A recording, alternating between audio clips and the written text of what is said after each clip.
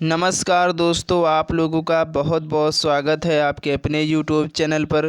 दोस्तों, आज के इस वीडियो में जितने भी फ्रेंड्स लोग आने वाले सभी अपकमिंग रेलवे एग्ज़ाम की तैयारी कर रहे हैं। दोस्तों, बात करें आप चाहे रेलवे में आरपीएफ एसआई कांस्टेबल की तैयारी कर रहे हो, चाहे दोस्तों एनटीपीसी ग्रुप डी की तैयारी कर रहे हो, चाहे एएलपी टेक्नीशियन की, इन सभी एग्ज़ाम्स में दोस्तों आपके सामान्य ज्ञान में हिस्ट्री भी पूछा जाता है। तो इसलिए दोस्तों आपके लिए ये क्लास बहुत इम्पोर्टेंट होने वाली है। और दोस्तों आज के इस वीडियो हम लोग सामान्य ज्ञान हिस्ट्री जीके का पार्ट 2 कवर करेंगे। तो इसलिए आप लोग ज़रूर वीडियो में शुरू से लास्ट तक बने रहें, क्योंकि बहुत इंपॉर्टेंट होने वाली है क्लास। तो चलिए दोस्तों आज की इस बेहतरीन क्लास को हम लोग स्टार्ट कर लेते हैं। उससे पहले जितने भी फ्रेंड्स लोग आज के इस क्लास में पहली बार आए हैं तो आपको इस चैनल को सब्सक्राइब करना बिल्कुल भी नहीं भूलना। और इसका दोस्तों पार्ट 1 हमने कवर करवा दिया है, आप लोग ज़रूर उसको भी एक बार देखिएगा। तो चलिए हम लोग स्टार्ट कर लेते हैं। दोस्तों आपके स्क्रीन पर फर्स्ट क्वेश्चन है, किस वेद में प्राचीन वैदिक युग की संस्कृति के बारे में सूचना दी गई है। यानी दोस्तों ऐसा कौन सा वेद है जिसमें प्राचीन वैदिक युग की संस्कृति के बारे में बात कही गई। दोस्तों इम्पॉर्टेंट है क्वेश्चन, क्योंकि आपकी परीक्षा में पूछा गया है। तो दोस्तों इस क्वेश्चन का जो राइट आंसर हो जाएगा ऑप्शन ए ऋग्वेद। और दोस्तों ऋग्वेद जो है ये सबसे प्राचीन वेद भी है, तो इस बात को आप लोग भी याद रखिए। सबसे जो प्राचीन वेद है वो ऋग्वेद ही है, ठीक है। तो आप लोग ये भी याद रखिए, क्योंकि पूछा जाता है आपके एग्ज़ाम में। तो चलिए नेक्स्ट क्वेश्चन की तरफ बढ़ेंगे। त्रिपिटक धर्म ग्रंथ किसका है। यानी दोस्तों जो त्रिपिटक एक ग्रंथ है तो ये किनका ग्रंथ है। तो दोस्तों आपको याद रखना जो त्रिपिटक है ये दोस्तों बौद्धों का धर्म ग्रंथ है। तो यहाँ पर इस क्वेश्चन का राइट आंसर ऑप्शन बी हो जाएगा। इसके बाद नेक्स्ट क्वेश्चन है, जातक किसका ग्रंथ है। तो दोस्तों ये दोनों क्वेश्चन बहुत इंपॉर्टेंट है एग्जाम की दृष्टि से, क्योंकि कई परीक्षाओं में आ चुके हैं। तो आपको याद रखना दोस्तों जातक है, ये जो धर्म ग्रंथ ये भी है। तो दोस्तों ये जो है किसका है, ये भी बौद्धों का धर्म ग्रंथ है। इसमें दोस्तों गौतम बुद्ध के पूर्व जन्म कथाओं के बारे में वर्णन किया गया है। जो पूर्व की जन्म कथाएँ हैं इन्हीं के बारे में दोस्तों इसमें वर्णन हुआ है। तो आपको इसको भी याद रखना है। इसके बाद नेक्स्ट क्वेश्चन है, निम्नलिखित में से किसकी तुलना मैकियावेली के प्रिंस से की जा सकती है। यानी दोस्तों इन 4 ऑप्शंस में से ऐसा कौन सा ऑप्शन है जिसमें ये बात कही गई है कि जो मैकियावेली के प्रिंस थे उनकी तुलना जो किससे की गई थी। तो दोस्तों उनकी जो तुलना की गई थी वो किससे की गई थी, आपको याद रखना कौटिल्य का अर्थशास्त्र की गई थी। तो यहाँ पर इसका जो राइट आंसर ऑप्शन बी हो जाएगा। इसके बाद नेक्स्ट क्वेश्चन है, कौटिल्य के अर्थशास्त्र में किस पहलू पर प्रकाश डाला गया है। यानी दोस्तों जो अर्थशास्त्र नामक पुस्तक है वो किसकी है, तो कौटिल्य की है। तो जो ये अर्थशास्त्र पुस्तक है इतिहास की, इसमें दोस्तों जो प्रकाश डाला गया है यानी किस पहलू पर प्रकाश डाला गया है। तो आपको याद रखना दोस्तों इस बुक में राजनीतिक नीतियों के बारे में प्रकाश डाला गया है। तो यहाँ पर इस क्वेश्चन का राइट आंसर ऑप्शन बी हो जाएगा। इसके बाद नेक्स्ट क्वेश्चन है, कल्हड़ की पुस्तक का नाम क्या है। यानी दोस्तों जो कल्हड़ के द्वारा रचित बुक है उसका क्या नाम है। तो दोस्तों उसका जो नाम है वो है राजतरंगिणी, ठीक है। तो इस क्वेश्चन का राइट आंसर ऑप्शन डी हो जाएगा। अर्थशास्त्र तो आप लोगों को पता है किसकी है, तो कौटिल्य यानी चाणक्य की, ठीक है। तो आप लोग याद रखिएगा। इसके बाद नेक्स्ट क्वेश्चन है, अष्टाध्यायी किसके द्वारा लिखी गई पुस्तक है। तो दोस्तों ये सभी क्वेश्चंस आपके एग्ज़ाम में बार बार पूछे गए हैं, तो इसलिए आपको वीडियो में ज़रूर लास्ट तक बने रहना दोस्तों। तभी आप अपने एग्ज़ाम में जो रेलवे के एग्ज़ाम होते हैं उनमें 50 नंबर की जो जीके जीएस पूछी जाती है आप बिल्कुल सही करके आओगे, ठीक है। आपको बिल्कुल धैर्य बनाकर वीडियो में लास्ट तक बने रहना है। तो दोस्तों यहाँ बात की गई जो अष्टाध्यायी एक पुस्तक है किसकी है, तो दोस्तों ये पाणिनि जो हैं इन्हीं की बुक का नाम है। तो आपको याद रखना है। इसके बाद नेक्स्ट क्वेश्चन है, महाभाष्य के रचनाकार का नाम क्या है। तो दोस्तों महाभाष्य जो है इसके जो रचनाकार हैं वो कौन है दोस्तों, तो वो दोस्तों पतंजलि है। तो इस क्वेश्चन का राइट आंसर ऑप्शन बी हो जाएगा। चलिए इसके बाद नेक्स्ट क्वेश्चन है, कालिदास द्वारा रचित मालविकाग्निमित्र नाटक का नायक कौन था। यानी दोस्तों आपके एग्जाम में अगर पूछ लिया जाए जो मालविकाग्निमित्रम है ये किसके द्वारा रचित नाटक है, तो दोस्तों पहली बात ये किसका है, तो ये कालिदास जी का है। और कालिदास की 2-3 रचनाएं और लिख लीजिए, रघुवंशम और कुमार संभवम।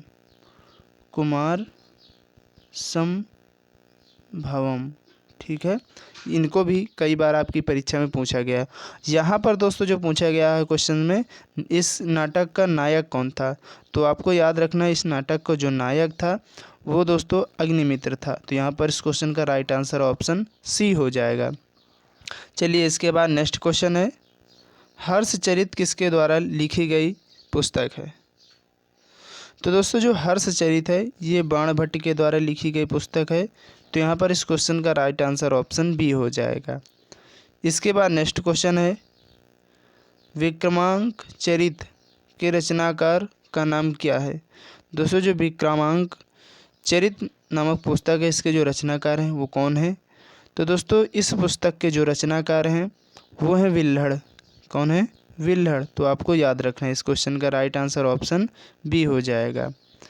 इसके बाद अगला क्वेश्चन है, चंद बरदाई द्वारा रचित ग्रंथ का नाम क्या है। यानी दोस्तों जो चंद बरदाई हैं इनके द्वारा कौन सा ग्रंथ रचा गया था, जो कि बहुत फेमस ग्रंथ है दोस्तों, पृथ्वीराज रासो इन्हीं के द्वारा रचित ग्रंथ है। तो इस क्वेश्चन का राइट आंसर ऑप्शन ए हो जाएगा। इसके बाद नेक्स्ट क्वेश्चन है, निम्न में से कौन सिकंदर के साथ भारत आने वाला इतिहासकार नहीं था। तो दोस्तों यहाँ पर जो है जो डाईमेकस था ये सिकंदर के साथ भारत आने वाला इतिहासकार नहीं था। बाकी ये जो 3 है, नियार्कस और एनासिक्टियस और एरिस्टोबुल्स, ये तीनों सिकंदर के साथ आए थे। तो आपको इन तीनों को याद रखना है। ये भी पूछा जा सकता है कि सिकंदर के साथ भारत आने वाला निम्न में से कौन सा इतिहासकार था, तो आप इन तीनों को याद कर लीजिए। चलिए इसके बाद नेक्स्ट क्वेश्चन है, निम्नलिखित में से किस विदेशी यात्री ने भारत का दौरा सबसे पहले किया था। तो दोस्तों ऐसा कौन सा विदेशी यात्री था जिसने भारत का दौरा जो है सबसे पहले किया था, तो दोस्तों वो कौन था, तो वो मेगस्थनीज था। इसके द्वारा जो दोस्तों लिखी गई पुस्तक का नाम क्या है, तो इंडिका। ठीक है, इसकी पुस्तक का नाम है, तो आपको याद रखना है। इसके बाद नेक्स्ट क्वेश्चन है, मेगस्थनीज की पुस्तक का नाम क्या है। ये देख लिया, आप लोगों से पूछ भी लिया गया क्योंकि इम्पोर्टेंट है, तो इसलिए मैं आपको बता दे रहा हूँ और क्वेश्चन भी हमने लिए हैं। तो आपको याद रखना दोस्तों जो मेगस्थनीज की पुस्तक का नाम है वह दोस्तों इंडिका। ठीक है, चलिए इसके बाद नेक्स्ट क्वेश्चन है, जियोग्राफिया की रचना किसने की। तो दोस्तों जो जियोग्राफिया की रचना है वो स्ट्रैबो के द्वारा की गई। किसके द्वारा, स्ट्रैबो के द्वारा। तो आपको याद रखना है। इसके बाद नेक्स्ट क्वेश्चन है, फाहियान कहाँ का निवासी था। बहुत बार आपकी सभी परीक्षाओं में पूछा गया क्वेश्चन है कि जो फाहियान था ये कहाँ का रहने वाला था। तो दोस्तों ये जो कहाँ का रहने वाला था, तो चीन देश का रहने वाला था। तो यहाँ पर इस क्वेश्चन का राइट आंसर ऑप्शन सी हो जाएगा। और इसके बाद अगर बात करें दोस्तों जो फाहियान था ये चंद्रगुप्त और विक्रमादित्य के शासनकाल में भारत आया था। तो आपको याद रखना है। इसके बाद अगला क्वेश्चन है, फाहियान किसके शासनकाल में भारत आया था।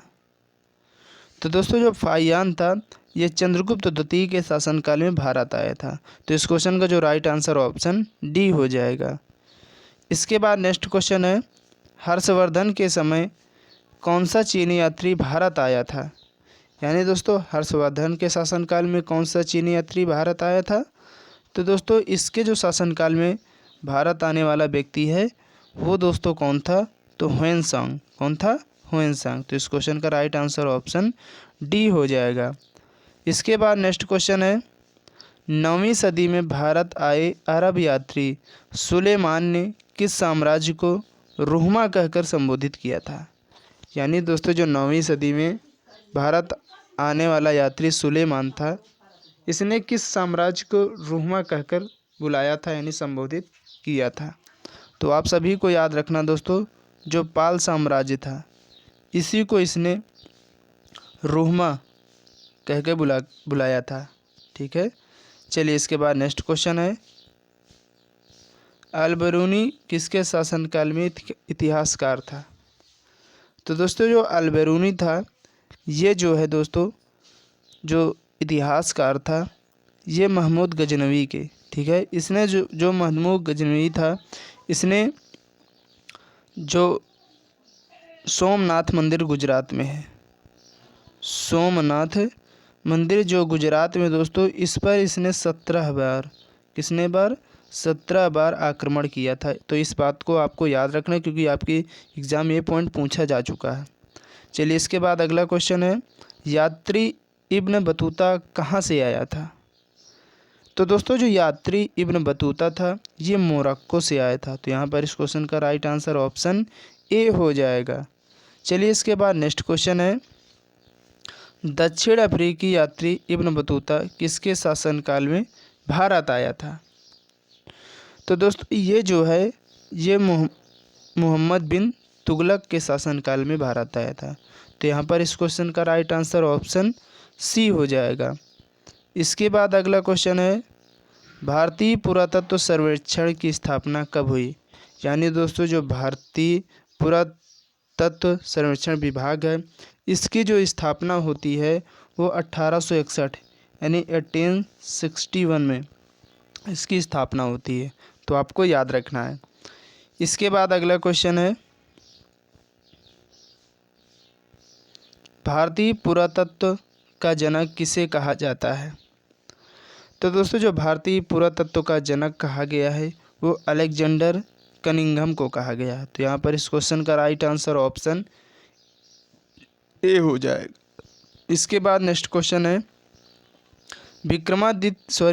निम्नलिखित विद्वानों में से हड़प्पा सभ्यता का सर्वप्रथम खोजकर्ता कौन था? यानी दोस्तों जो हड़प्पा सभ्यता का खोजकर्ता, जो सबसे पहले खोजकर्ता थे, वो कौन से व्यक्ति थे? तो दोस्तों वो दयाराम साहनी थे। इन्होंने 1921 ईस्वी में हड़प्पा सभ्यता की खोज की गई थी। ठीक है, इसके बाद नेक्स्ट क्वेश्चन है, हड़प्पा सभ्यता की खोज किस वर्ष की थी? आप लोग बताइए क्योंकि मैंने अभी बताया दोस्तों, जो हड़प्पा सभ्यता की खोज है वो 1921 यानी 1921 में की गई थी। किसके द्वारा? तो दयाराम साहनी के द्वारा। इसके बाद नेक्स्ट क्वेश्चन है, सिंधु घाटी सभ्यता को खोज निकालने में जिन दो भारतीयों का नाम जुड़ा है वो एक कौन है? यानी दोस्तों जो सिंधु घाटी सभ्यता को खोज निकालने में जिन दो भारतीयों का नाम जोड़ा गया है वो कौन से दो व्यक्ति हैं? तो आपको याद रखना दोस्तों, दयाराम साहनी और राखालदास बनर्जी, यही दोनों व्यक्तियों का नाम जोड़ा गया है। तो यहाँ पर इस क्वेश्चन का राइट आंसर ऑप्शन ए हो जाएगा। इसके बाद नेक्स्ट क्वेश्चन है, सिंधु घाटी सभ्यता को दोबारा क्वेश्चन रिपीट हो गया है। चलिए कोई बात नहीं, नेक्स्ट क्वेश्चन, हड़प्पा एवं मोहनजोदड़ो की पुरातात्विक खुदाई के प्रभारी कौन थे? यानी दोस्तों जो हड़प्पा सभ्यता और मोहनजोदड़ो की जो पुरातात्विक खुदाई हो रही थी तो उसके जो प्रभारी थे तो वो कौन थे? तो दोस्तों इसके जो प्रभारी बनाए गए थे वो सर जॉन मार्शल थे। तो यहाँ पर इस क्वेश्चन का राइट आंसर ऑप्शन बी हो जाएगा। इसके बाद आज की इस वीडियो का लास्ट क्वेश्चन है 30 कि न्यूमिस्मेटिक्स क्या है? तो दोस्तों जो न्यूमिस्मेटिक्स का मतलब होता है मुद्रा शास्त्र। क्या होता है इसका मतलब दोस्तों? मुद्रा शास्त्र। अब मुद्रा शास्त्र का मतलब आप लोग जान गए होंगे, सिक्कों एवं धातुओं का अध्ययन क्या कहलाता है? मुद्रा शास्त्र कहलाता है। उम्मीद करते हैं दोस्तों आज की वीडियो आप लोग काफ़ी ज़्यादा पसंद आई होगी। तो आपको ज़रूर वीडियो को लाइक कर देना है और ज़्यादा से ज़्यादा अपने दोस्तों तक भी शेयर कर देना है क्योंकि बहुत इंपॉर्टेंट क्लास चल रही है आपके आने वाले एग्ज़ाम के लिए। और जितने भी दोस्त लोग हमारे चैनल पर पहली बार आए हैं, अगर आप लोग अभी भी चैनल को नहीं सब्सक्राइब किया है तो आपको चैनल को सब्सक्राइब करना बिल्कुल भी नहीं भूलना है। और कमेंट बॉक्स में ज़रूर बताना है कितने लोगों ने आज की इस वीडियो को शुरू से लास्ट तक पूरी देखी है। तो चलिए दोस्तों नेक्स्ट वीडियो के लिए जय हिंद, जय भारत।